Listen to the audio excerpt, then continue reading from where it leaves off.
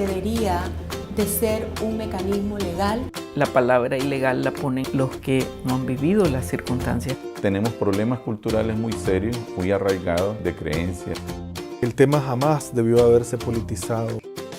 Una opción de vida para las mujeres cuyo embarazo esté en riesgo. El Estado tiene primero la obligación de informar a las mujeres. O si quiere preservar su vida por alguna razón, porque tiene otros hijos.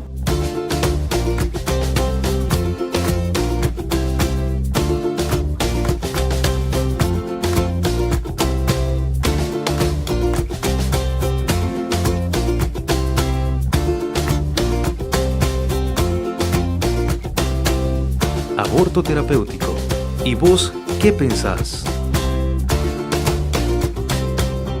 Somos personas, tenemos derecho a la salud, tenemos derecho a la seguridad, tenemos derecho al bienestar y por lo tanto un aborto terapéutico me garantiza que en una situación límite yo voy a tener acceso a atención médica, que voy a tener acceso a todos los recursos que me garanticen mi vida. El entorno de lo pecaminoso, el entorno de que estás haciendo mal y el entorno de la prohibición te está llevando a paralizarte el debate. Estamos paralizando el debate en lugar de encontrar respuestas para problemas. Es un problema social. Hemos dicho, el tema de la violencia sexual es un problema de salud pública, es un problema de país. Y entonces tenemos que abrir las opciones de salud pública y las opciones de respuesta de políticas sociales, la respuesta de país. Entonces, si lo seguimos viendo como pecaminoso, como culpante, como prohibitivo, entonces, ¿cuándo vamos a caminar y avanzar frente a esta realidad social que nos está minando? Las políticas públicas deben ser laicas y debe enfocarse desde un punto de salud pública. Ese debe ser el enfoque del aborto terapéutico, me parece a mí. Por lo tanto, yo creo que todo esto llevaría al final, inevitablemente, a permitir el aborto terapéutico. Hay que distinguir. Una persona podría estar muy en contra del aborto, ¿verdad? Pero no en favor de la penalización, por respeto a las otras opiniones. No siempre es necesario o apropiado que una iglesia, con sus creencias, ¿verdad?, sus teologías, se imponga su posición sobre toda la sociedad. Porque, por ejemplo, en el caso de divorcio, la Iglesia Católica no está en favor del divorcio y un segundo matrimonio, pero en pocos países es la ley, es necesario eso.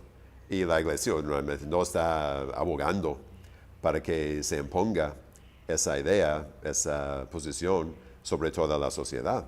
No se trata de quién vence a quién, sino cómo todos contribuimos a la búsqueda de una solución para la sociedad nicaragüense, sobre todo para las mujeres, para nuestras madres, nuestras hijas, nuestras hermanas, y creo que se requiere y amerita. Pero esta discusión debe estar al margen de sentimientos y de posiciones religiosas. Este es un problema de salud pública, es un problema legal y hay que abordarlo desde esa perspectiva.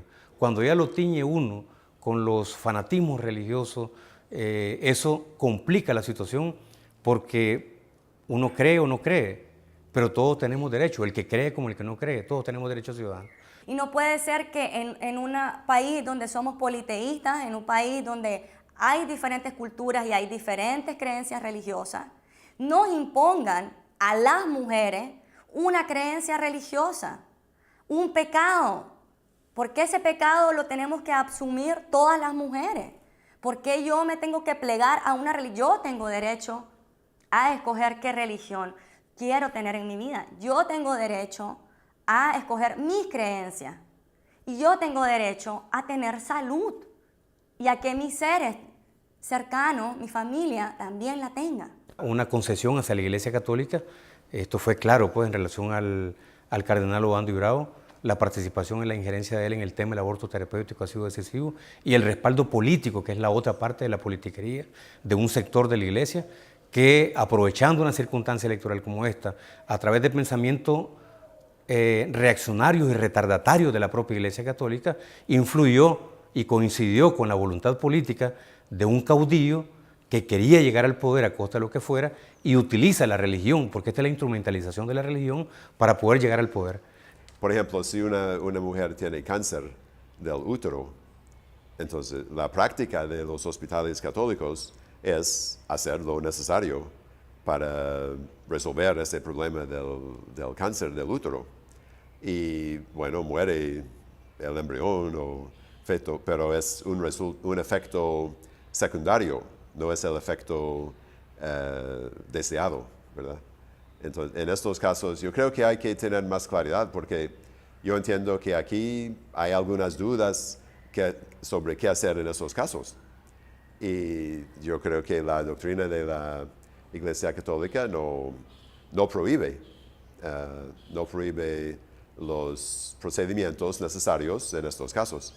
Hay que hacer lo necesario, radiación, quimioterapia o cirugía, y como efecto secundario va a morir el feto o el embrión.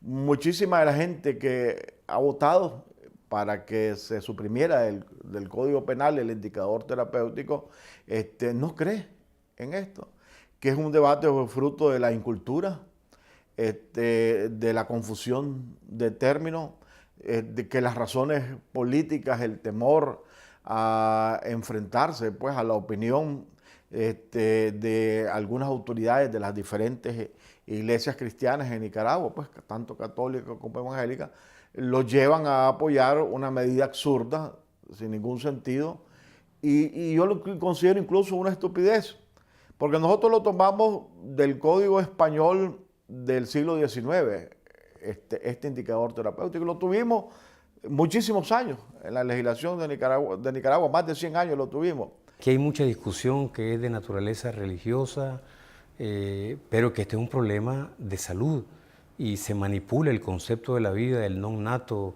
o del nacido o el por nacer en relación a la vida de la madre. Entonces me parece que hay una manipulación religiosa, pero aparte de eso, creo que en circunstancias médicas donde un médico profesional, un obstetra pueda determinar que esa complicación lleva o va a llevar o seguramente el riesgo más seguro es que muera la mamá, yo creo que en ese caso es absolutamente necesario, más allá de los prejuicios religiosos o de cualquier otra naturaleza que pueda haber. El debate debe despolitizarse, de quitarle el sello religioso, ¿verdad?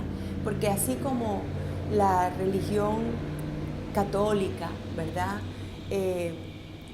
Prohíbe el aborto, hay otras religiones que no están en esa actitud de cerrar la opción para tomar otras decisiones. Entonces, ¿por qué unos sí y otros no? Esa es una pregunta y yo creo que hay que abrir el debate. Yo no conozco de ningún espacio, por lo menos desde mi experiencia de mujer de fe, que hayamos sido convocadas para decir una palabra sobre este tema. Fue una ley que nació en un contexto de campaña política, fue una ley que surgió como un intercambio de negociaciones entre la jerarquía religiosa y la clase política. Por lo tanto, yo como mujer no me siento representada. Como mujer de fe no me siento representada, no fui consultada ni, por lo tanto, creo que ahí hay un vacío.